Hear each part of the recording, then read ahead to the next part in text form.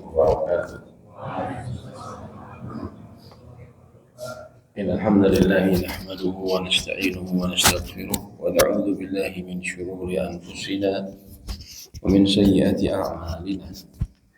من يهده الله فلا مضل له ومن يضلل فلا هادي له. أشهد أن لا إله إلا الله وحده لا شريك له وأشهد أن محمدا عبده ورسوله. Allahumma salli wa sallim ala nabiyyina Muhammadin wa ala alihi wa sahbihi wa sallam tasliman katsiran. Wa ba'd, falhamdulillah rabbil alamin, alhamdulillahilladzi bi ni'matihi tatimmu shalihat. Segala puji bagi Allah yang atas segala limpahan kenikmatannya sempurnalah kebaikan. Alhamdulillah, Allah memberikan kita taufik untuk bisa duduk dalam atau untuk bisa sholat subuh berjamaah, dan juga alhamdulillah Allah berikan kita kesempatan untuk melaksanakan, untuk duduk dalam majelis ilmu.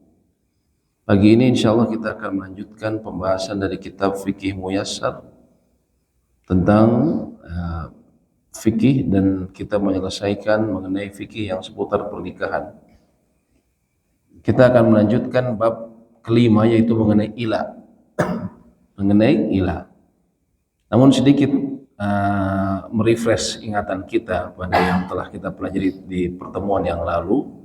Kita akan sedikit tuliskan mengenai talak agar nanti tidak bercampur aduk dengan bab lainnya. Talak kita ketahui ya, ini ada yang lafaznya sharih, yang jelas ya, atau yang disebutnya lafaz ghair sharih. Ghair sharih.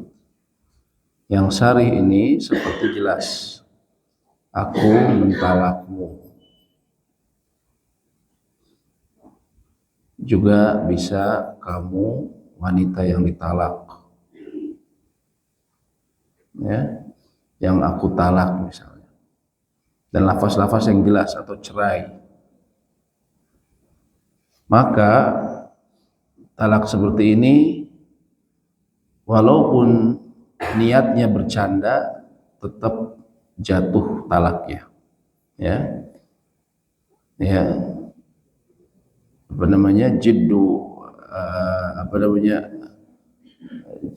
hal jid wa hazlu hal jid, ya, yang seriusnya dianggap serius, yang bercandanya dianggap serius, yaitu nikah, talak, dan rujuk. Seseorang berkata dengan makna yang jelas dalam tiga hal ini, kamu saya nikah atau apa, kamu saya nikahkan dengan anak saya, bercanda, atau dia bilang kamu saya talak atau saya rujuk, walaupun bercanda telah jatuh hukum yang berkaitan dengan apa yang diucapkan. Kalau lafaznya jelas, ya, di tiga hal tadi, kalau lafaznya jelas dia berlaku walaupun bercanda. Ya, walaupun bercanda, kamu saya talak deh, bercanda. Suaminya bilang seperti itu, jatuh. Ada lafaz ghair sharih yang tidak langsung. Contohnya apa? Seseorang mengatakan, ya, aku kembalikan dirimu kepada orang tuamu. Kepada orang tuamu. Ya, aku kembalikan dirimu kepada orang tuamu, ya, kau pulang saja ke rumah ayahmu atau pada orang tuamu. Kalau ini lafaznya perlu niat, artinya apa? Karena dia tidak langsung, maka harus ditanya, kamu bicara seperti itu apa? Aku kembalikan dirimu pada orang tuamu, maksudnya aku menceraikanmu, berlaku baru. Ya. Tapi kalau dia bilang aku kembalikan dirimu kepada orang tuamu, loh kenapa? Kan saya mau keluar kota, jadi kamu ikut dulu sama ibu kamu, ya. Nanti sebulan nanti saya jemput kamu, nah, itu kan, itu mah bukan berlaku, ya. Itu tidak berlaku. Ini ghair sharih, tidak jelas, membutuhkan niat, ya. Dan tolak ini ada yang, ini kita review ya, karena ini talak ini hati-hati karena mohon maaf banyak sekali kasus ya yang kami dengar orang bermudah-mudahan dalam mentalak, bermudah-mudahan dalam mentalak ya, dan akhirnya disesali ya. Disesali ya. Talak ini ada yang sunnah, ada yang talak bid'ah. Bahasa Arabnya sunni dan talak bid'i. Sunnahnya apa maksudnya? Yang memang diperbolehkan dengan dalam koridor syariat. Adapun yang bid'ah ini yang sebenarnya tidak diperbolehkan, caranya demikian. Namun berlaku. Contohnya begitu, tolak sunnah ini, seorang wanita itu ketika dia ditalak hendaknya dalam keadaan suci, yang dia sang suami tidak menggaulinya. Ya, ketika suci dan dia tidak menggaulinya, lalu dia talak. Ya, kata para ulama, ya tidak boleh sebenarnya ketika mohon maaf di malam hari dia bergaul dengan istrinya, besok pagi kemudian ditalak. Ya, tapi hendaklah dia dalam keadaan suci dan dalam keadaan tidak menggaulinya. Ya, juga yang termasuk talak sunnah ini berkaitan dengan ya. Ini keadaan berkaitan juga dengan jumlah talaknya. Jumlah talak itu yang sunnah, yang disyariatkan satu kali. Ketika suami mengatakan kamu saya talak sekali, ya, kamu saya talak berlaku sekali. Itu yang sunnah. Suami nggak menambah lafaz lain, nggak menambah kamu saya talak, enggak. Ya, atau kamu saya talak 2, kamu saya talak 3. Tapi dia mengatakan kamu saya talak sudah berlaku sekali. Sampai selesai dia menjalani masa iddah, ya. Sampai selesai masa iddah. Nah, para ulama hanya berbeda pendapat. Yang disebut masa iddah ini 3 kali suci atau 3 kali haid. Ya, kalau di Indonesia yang berlaku atau ulama di kita di hukum perkawinan ini diambilnya 3 kali suci, 3 kali suci. Ya.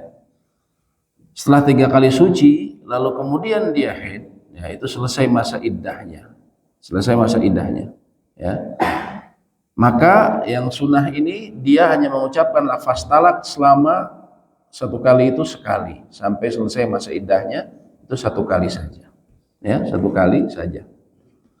Adapun talak bid'ah adalah talak yang sebenarnya tidak diperkenankan dalam syariat, namun yang celaka berlaku masalahnya. Contohnya apa?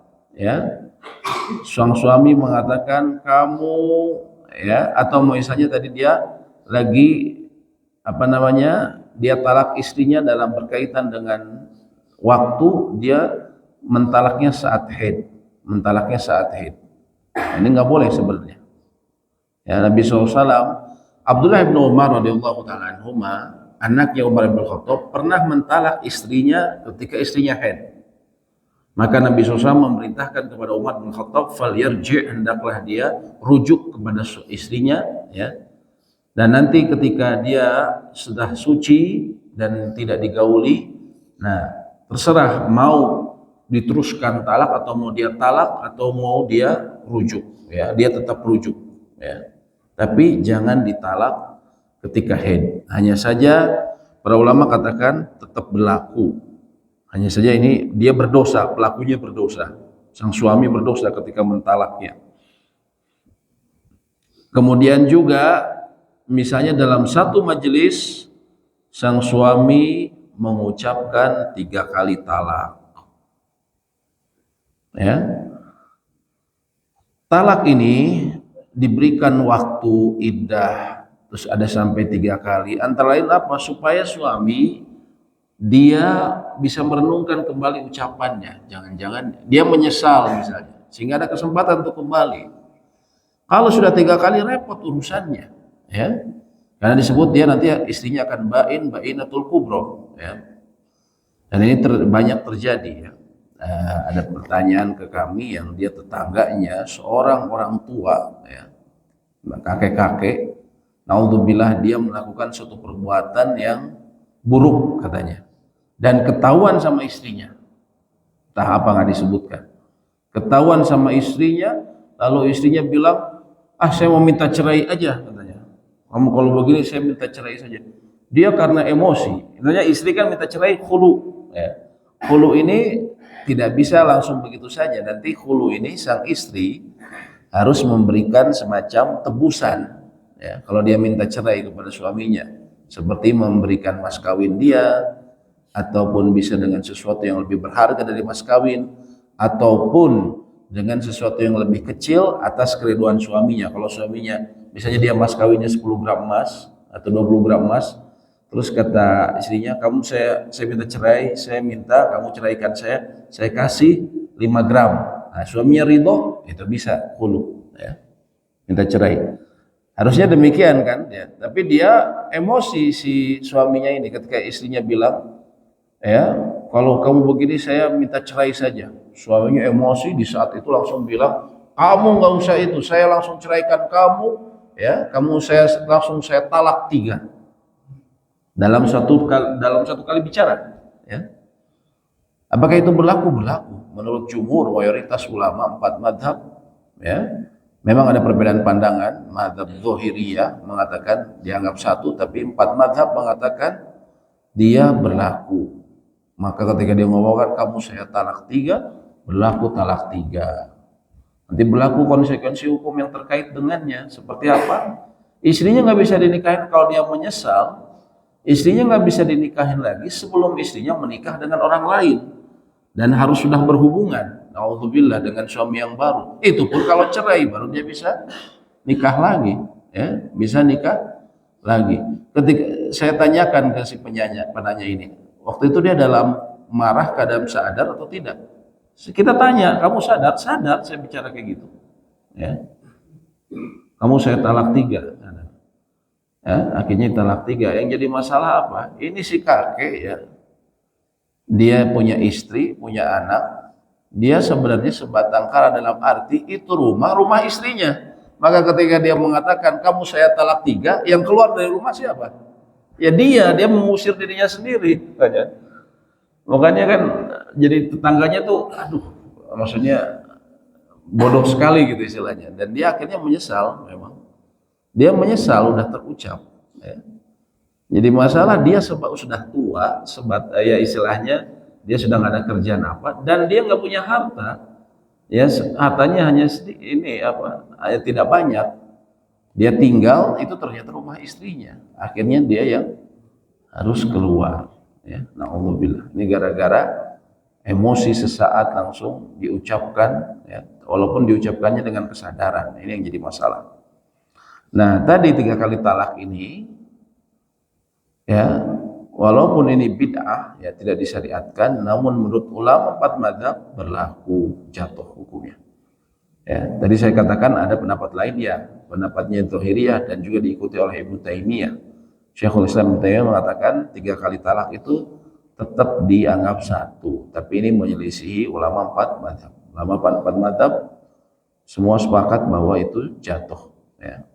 Ini kalau berhubungan dengan talak, ya. Dan talak ini, wanita yang ditalak ini ada yang disebut talak ini tentunya 3 kali. Talak ini 3 kali. Maka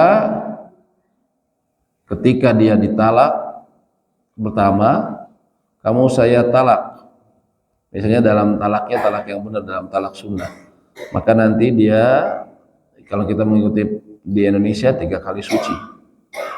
3 kali suci. Selama 3 kali suci ini dia belum haid, ya, maka ini statusnya masih istri dari sang suaminya. Walaupun bilang kamu saya cerai, kamu saya talak, tetap istri suaminya. Dalam arti apa? Dia juga masih berhak untuk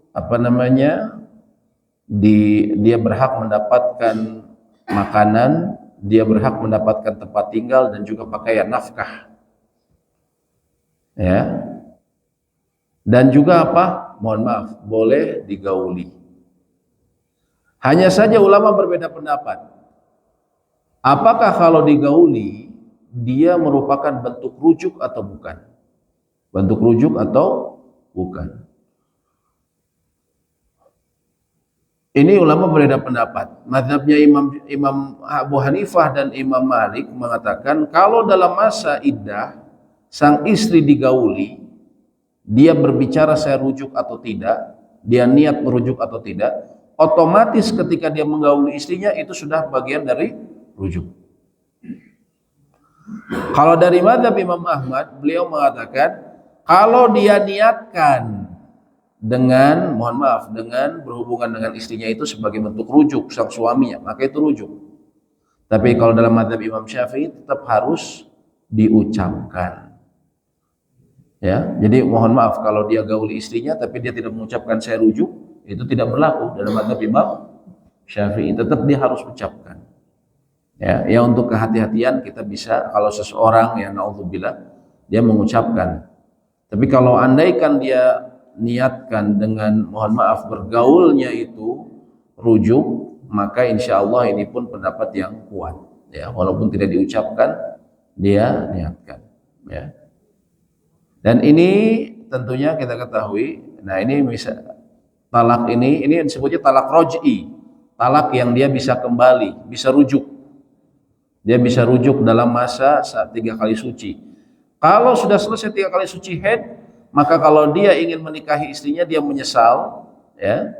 Tapi sudah selesai dia 3 kali suci, kemudian aduh saya pikir-pikir kayaknya saya menyesal, saya mau kembali. Dia tanya, kamu sudah masih suci kan? Ternyata sudah haid. Maka apa? Dia harus menikah dengan akad nikah baru. Dan juga mahar baru. Ini kalau sudah lewat sudah lewat masa iddah. Nah, anggaplah ketika masa iddah dia rujuk, ya, maka dia memiliki kesempatan untuk mentalak, ya, roj'i, tolak yang bisa kembali sekali lagi. Mungkin ada satu permasalahan dia talak lagi istrinya, maka berlaku hukum yang tadi 3 kali suci, ya. Dia tetap memberikan nafkah kepada istrinya nggak boleh diusir keluar, ya. Kalau itu rumahnya, ya, boleh digauli, sama hukum tadi, ya. Nah nanti kalau sudah lewat ini dia harus nikah lagi sama dengan tadi. Yang repot yang tiga disebut bainatul kubro, yaitu ketika istrinya dia talak untuk ketiga kalinya. Ini mohon maaf, rujuk di sini ini semua tidak membutuhkan persetujuan istri, karena ini bukan khulu, bukan istri yang minta cerai. Sehingga misalnya mohon maaf ketika dia rujuk, ya, saya rujuk kepada kamu ketika masa iddah, terus istrinya bilang nggak mau, saya sudah kecewa sama kamu, ya, saya nggak mau kamu rujuk. Nggak ada pilihan. Suami bilang rujuk, ya rujuk, karena dia statusnya masih istrinya. Kalau istri bilang nggak mau, saya sudah nggak mau sama kamu, saya sudah kecewa. Kalau dia pingin memang berpisah dengan suaminya, dia harus mengajukan khulu, harus minta cerai. Nggak bisa dia menolak ajakan rujuk dari suaminya selama masa iddah, nggak boleh. Ya, karena rujuk ini ada pada hak suami. Ya. Tapi kalau si istri memang pingin berpisah, maka dia harus mengajukan, ya, atau dia minta khulu. Saya nggak mau, kamu pengen rujuk, saya nggak mau, ya. Saya kan punya mobil, saya berikan mobil saya sebagai tebusannya. Suaminya setuju, ya sudah deh, ya. Ferrari kamu buat saya aja, saya menikah lagi, gitu kan. Misalnya istrinya, suaminya bilang gitu, ya. Maka itu bisa. Tapi kalau tadi rujuk, hanya rujuk saja, terus istrinya menolak, nggak bisa. Dia berdosa, ya. Dia tidak berlaku, tidak dianggap, ya. Tidak dianggap. Nah, bagaimana kalau ini sebelum kita bicara bainatul kubro, ketika misalnya suami mengklaim saya sudah bilang saya rujuk kok waktu masa iddah, ya. Nah, tapi istrinya bilang enggak, saya nggak dengar, ya.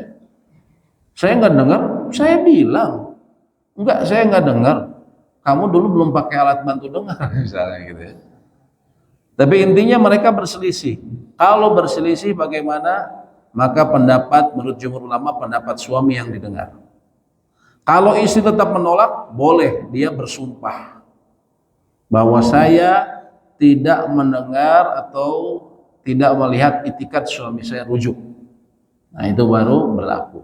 Tapi kalau dia tidak bersumpah, maka klaim suami yang dianggap. Kalau dia misalnya dalam waktu suci itu dia mengucapkan rujuk, dia mengucapkan rujuk ya dalam waktu misalnya suci tersebut ya.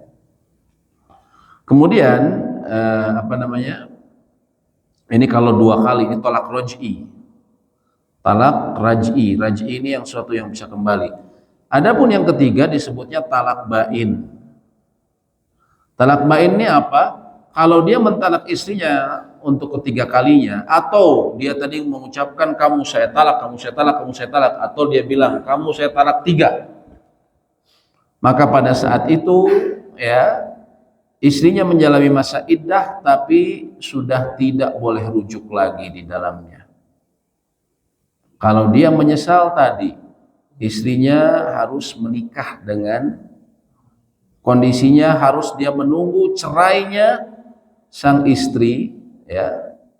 Cerai sang istri setelah sang istri menikah dengan laki-laki lain yang dia sudah berhubungan dengan suaminya, baru cerai, baru dia nikah lagi.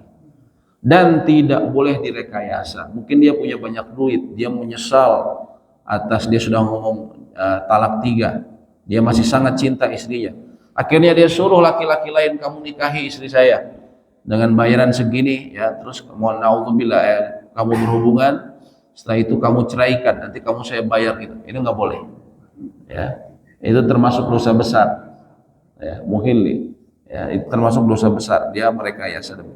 Makanya urusan mentalak ini sebenarnya pasangan-pasangan muda ini harus tahu betul masalah kayak gini. Apalagi sekarang mudah sekali mereka berbicara kamu saya cerai, mudah sekali kan. Makanya angka perceraian di apalagi kota Bandung tinggi sekali ya. Dan banyak yang sama sekali tidak mengetahui cara yang hubungan hukum yang terkait dengan itu. Sehingga antara lain tadi talak roj'i, talak yang sebenarnya dia masih status istrinya, dia sudah tinggalkan istrinya ketika masa iddah, istrinya luntang-lantung ya. Padahal harusnya kewajiban nafkah ada pada dia.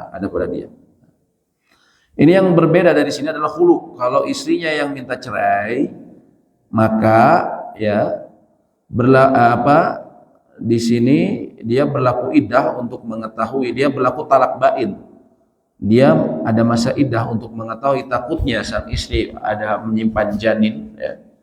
Tapi sang suami tidak punya hak rujuk kalau istri yang meminta cerai. Suami nggak punya hak rujuk. Nah, ini bedanya ya. Karena apa ya, istrinya memang mau pisah. Bagaimana kalau dia rujuk ya batal berarti. Kan istrinya sudah mengorbankan sesuatu dengan memberikan dia sebagai tebusan, misalnya tadi yang mas kawin atau setara mas kawin atau sesuatu yang lebih ya, dan seterusnya. Maka kalau istrinya yang khulu minta cerai, maka tidak ada hak rujuk pada suami ya. Tidak ada hak rujuk pada suami ya. Nah, ini yang berhubungan. Nah, ini kalau perempuan, kalau dia sudah tidak haid, maka hitungannya bukan 3 kali suci, tapi hitungannya adalah 3 bulan kira-kira. 3 bulan. Adapun kalau hamil, iddahnya itu sampai melahirkan ya. Itu berhubungan dengan yang sudah kita pelajari di beberapa pertemuan yang lalu ya. Sekarang kita kembali lanjutkan pembahasan kita. Ini penting sekali ya buat pasangan-pasangan tuh, harusnya pasangan baru, pernikahan baru harusnya pelajari dengan baik supaya tidak menzolimi ya.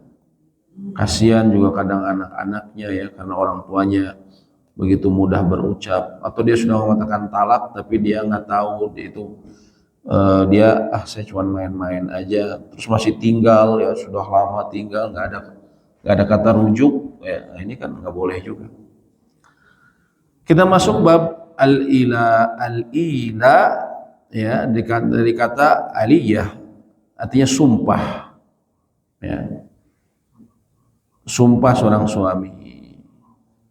Sumpah suami dengan nama Allah atas salah satu sifatnya. Salah satu sifatnya maksudnya demi Allah atau demi Ar-Rahman, demi Al-Karim, ya, dengan salah satu sifat Allah.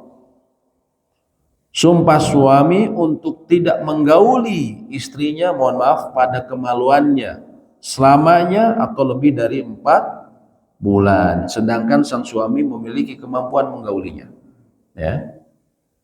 Jadi dia, sang suami, bersumpah tidak menggauli istrinya, ya, berhubung melakukan penetrasi, mohon maaf, selamanya atau lebih dari 4 bulan.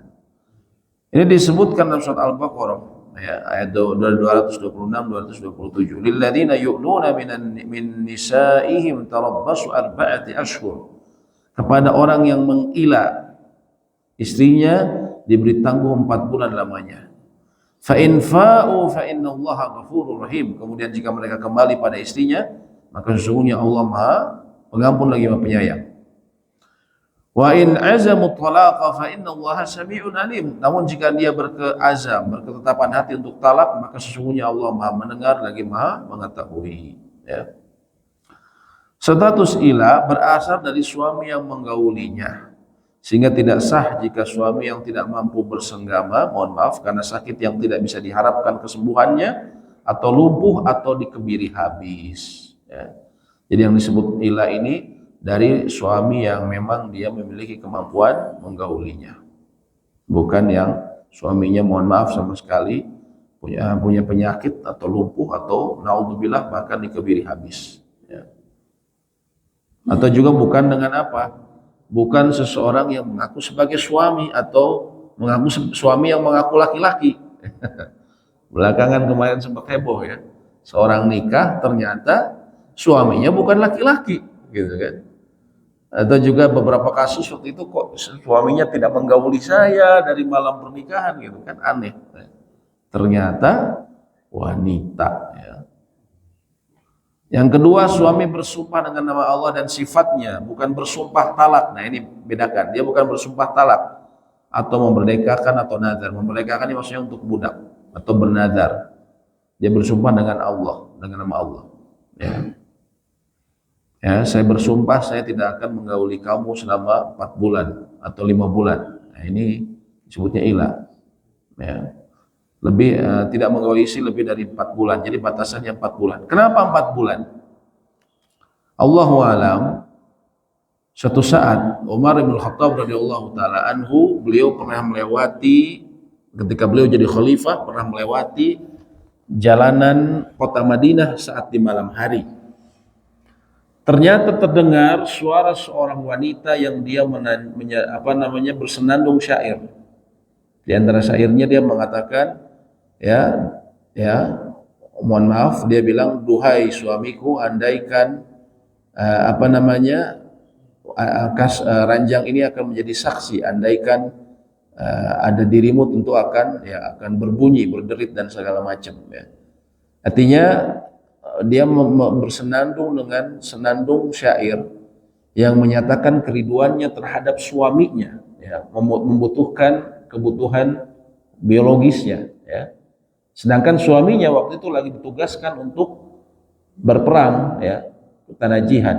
Lalu kemudian disebutkan Umar bin Khattab datang kepada putri beliau Hafs. Hafs istri Nabi kita Muhammad SAW, ibunda kita, ya. Kita harus hafal Hafs ini ibunda kita. Ibunda kita bukan Kartini, ya. Ibunda kita Aisyah, Khadijah, ya, Ummu Habibah, Hafs dan yang lainnya. Itu ibunda kita. Kata Nabi SAW yang bilang, ibunda kaum mukminin. Kata Umar kepada Hafs, wahai anakku, berapa lama kiranya seorang wanita dia bisa menahan dari rindu berhubungan dengan istrinya? Kata Hafs radhiyallahu taala anha, ya, beliau mengatakan 4 bulan, ya, 4 bulan. Makanya ini disebutkan juga 4 bulan. Kalau lebih dari 4 bulan itu dia memberatkan ya tentunya dia membahayakan sang istri, ya. Disebut membahayakan atau menzolimi, ya. Yang keempat, syarat ila di sini, suami bersumpah tidak menggauli istri pada kemaluannya. Kalau dia bersumpah tidak menggauli istri pada duburnya, maka bukan termasuk pelaku ila karena dia tidak meninggalkan persetubuhan yang wajib. Ya, tentunya kalau dubur ini nggak boleh dan dosa besar. Ya, masuknya dosa besar. Makanya kalau seseorang bersumpah demikian tidak dianggap. Status istri dapat digauli. Adapun istri yang tidak mungkin digauli, mohon maaf, seperti wanita yang punya penyakit, kemaluannya lengket menyatu, buntu, ya. Atau mohon maaf, kemaluannya bertanduk, ada tulang, kulit tebal dan sebagainya yang menghalangi masuknya, mohon maaf, alat kelamin laki-laki. Maka ilah darinya tidak sah, ya. Kenapa? Karena memang istrinya nggak bisa digauli, dimasuki, mohon maaf, penetrasi. Ya, kalau zaman dulu ini sulit untuk mencari jalan keluarnya. Kalau zaman sekarang, ya alhamdulillah dengan teknologi kedokteran ini bisa dioperasi, ya. Bisa dioperasi. Ila diharamkan dalam Islam karena dia sumpah untuk meninggalkan yang wajib. Maka bila sang suami bersumpah tidak menggauli istrinya selamanya atau 4 bulan lebih, maka dia pelaku ila. Ya. Kenapa? Karena dalam Islam itu sangat diperhatikan, bukan saja hak suami, hak istri itu sangat diperhatikan. Ya, di antara hak istri, dia juga ada kebutuhan biologis. Ya, bukan walaupun umumnya kebutuhan biologis secara alamiah Allah telah ciptakan, mohon maaf, laki-laki kebutuhan biologisnya jauh lebih besar dibandingkan wanita. Ya, wanita tentunya dia lebih menyukai untuk hal-hal yang sifatnya material dan itu memang sudah Allah fitrahkan, ya, ya, berhias dan seterusnya. Adapun laki-laki itu lebih ke arah hal seperti itu. Walaupun begitu tetap ada hak istri, sehingga kalau dia bersumpah untuk meninggalkan istrinya 4 bulan atau lebih, maka dia telah, ya, memberikan ancaman bahaya, ya. Bahaya dalam arti kata para ulama, ya, dia menghilangkan haknya dan juga bisa menyebabkan istri melakukan perbuatan yang tidak benar. Bila terjadi persenggamaan dari suami kepada istrinya sementara dia telah membayar kafarat sumpahnya sebelum habis masa 4 bulan, sungguh dia telah kembali. Dan tadi kalau seseorang, ya, dia bersumpah nggak akan menggauli istrinya, tapi kemudian dia tahu ternyata itu nggak boleh, maka dia gauli istrinya, maka sumpahnya sebelum habis 4 bulan, ya, dan dia bayar kafaratnya. Membayar kafarat di sini kalau dia bersumpah, kafarat sumpah itu dengan antara lain dia memberikan makan kepada 10 orang miskin, ya, atau dia memberi pakaian kepada 10 orang miskin, atau puasa 3 hari, atau puasa 3 hari. Ini kafarat sumpah.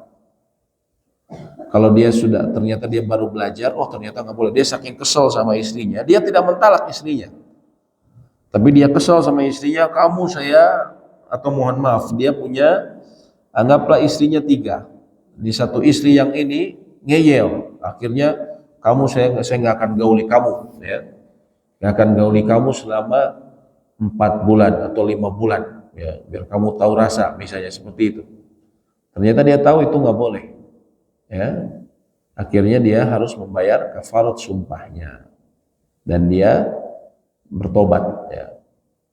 Bila dia menolak untuk menggauli istrinya setelah 4 bulan habis, dia sudah bersumpah, ya, dia bersumpah, ternyata dia memang tidak menggauli istrinya 4 bulan, lalu istrinya menuntut untuk melakukan hubungan biologis, maka hakim memerintahkan untuk memilih satu di antara 2 perkara. Pertama, dia tinggalkan sumpahnya, ya, dia tinggalkan sumpahnya, dia tadi melakukan kafarat dan dia bersetubuh dengan istrinya, ya, dan serta membayar denda sumpah. Denda sumpah itu yang tadi kita sebutkan, dia memberi 10 memberi makan 10 orang miskin, atau memberi pakaian kepada mereka 10 orang, ataupun dia berpuasa 3 hari. Yang kedua, pilihan kedua, atau dia mentalaknya kalau dia tetap bersekukuh dengan sumpahnya, enggak, saya enggak mau bersetubuh dia lagi. Kalau begitu talak dia, ya, maka hakim menyuruh dia untuk mentalaknya, ya. Kalau suami menolak kedua-duanya, dia enggak mau meninggalkan sumpah, ya, dan enggak mau bayar kafarat, dia pun tetap enggak mau berhubungan dengan istrinya, saya enggak mau sama dia, ya, dan dia tidak mau mentalaknya juga, ya, maka hakimlah yang mentalak istri atas namanya, atau disebut fasakh, membatalkan pernikahan. Hakim yang bisa memisahkan mereka, ya. Karena hakim mengambil kedudukan pelaku ilah, yaitu mengambil kedudukan suaminya manakala dia menolak, ya. Ya, dengan bisa saja mungkin juga talaknya diwakilkan, ya. Jadi seperti orang yang talaknya diwakilkan. Bila masa ilah telah berlalu, sementara di antara pada diri salah satu dari suami istri terdapat uzur yang menghalangi hubungan biologis, maka suami diminta kembali dengan mengucapkan, ya, ternyata dia sudah bersumpah, namun setelah 4 bulan suaminya ternyata mengalami masalah, ya, penyakit sehingga dia sangat lemah, maka bisa dengan ucapan, bila memungkinkan maka aku akan menggaulimu, ya. Itu bentuk kembalinya, bentuk dia kembali ke istrinya.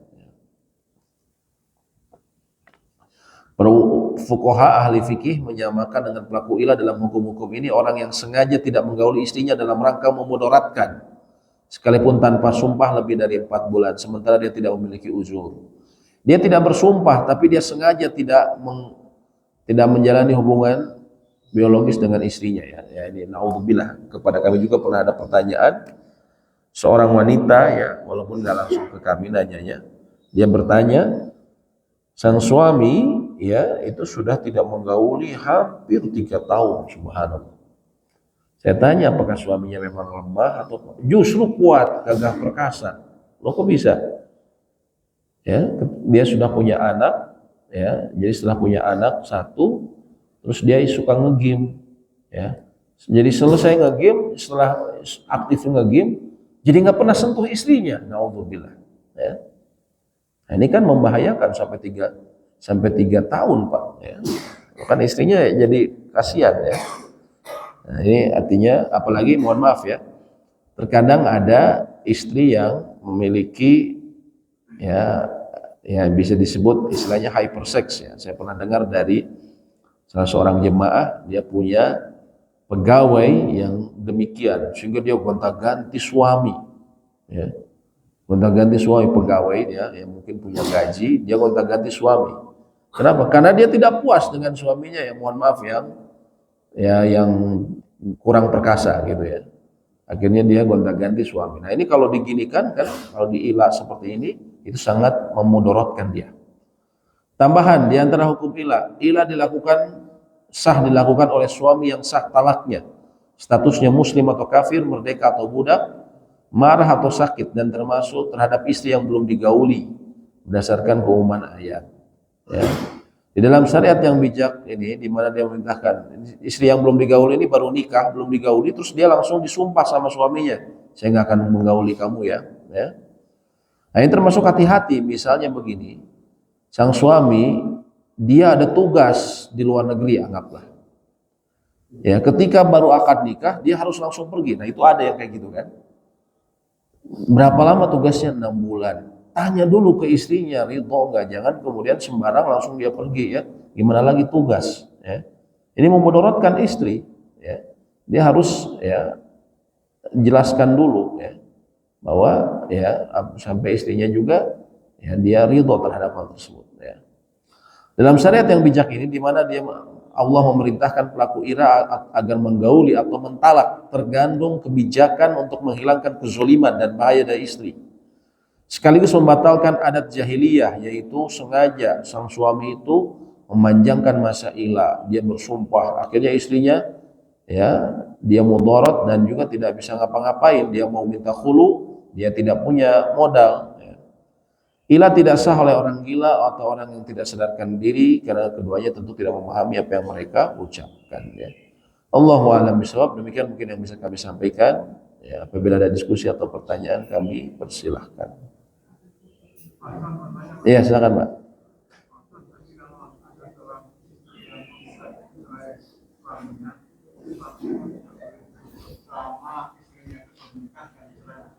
Ya, itu yang bainatul kubro.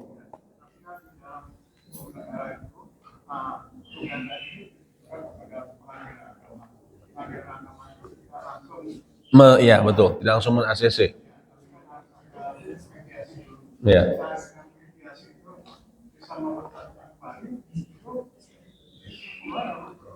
Iya, para ulama mengatakan proses pengadilan itu untuk administratif. Adapun hukum yang berlaku, hukum yang terjadi. Kalau dia sudah mengucapkan demikian, itu yang berlaku. Ketika dia mengatakan hari dia mentalak, itulah yang berlaku dihitung. Bukan pas di pengadilan. Pengadilanmu untuk urusan administratif saja. Kalau pengadilan kan, walaupun suami sudah mau mengatakan talak, nanti dia disuruh datang lagi, ya, disaksikan oleh hakim, kan gitu. Ya. Nah, kalau para ulama katakan tidak, tetap yang berlaku adalah yang diucapkan. Ya, sama seperti misalnya seseorang di pedalaman yang jauh dari pengadilan agama mungkin harus dia nempuh perjalanan ya, puluhan ratusan kilo atau puluhan kilo, ya. Apakah dia tidak bisa melakukan hukum ini? Ya, bisa, karena yang berlaku demikian. Yang berlaku adalah yang diucapkan oleh sang suami. Seperti itu.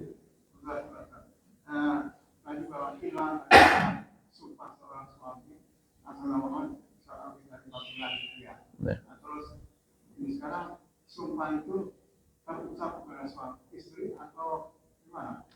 Ya, terucap atau tadi disebutkan dia tidak bersumpah, tapi dia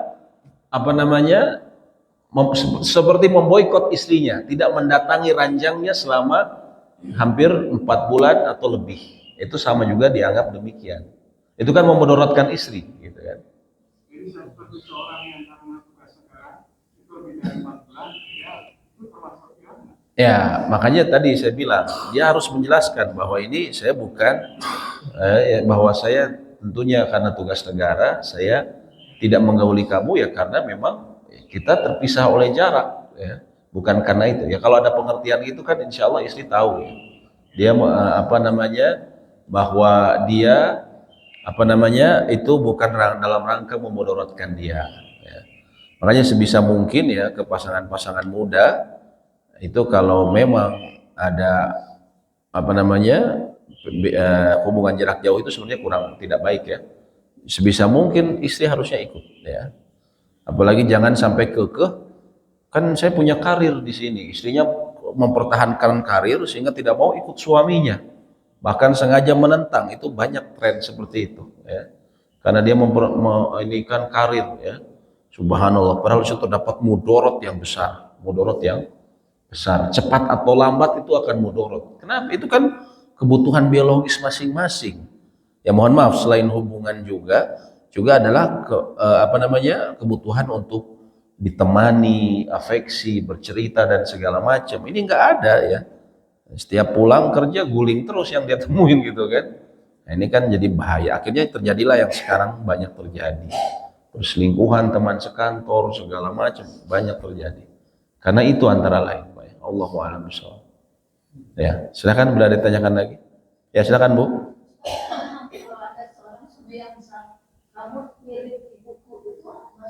Itu zihar. Nanti kita akan bahas di pekan depan.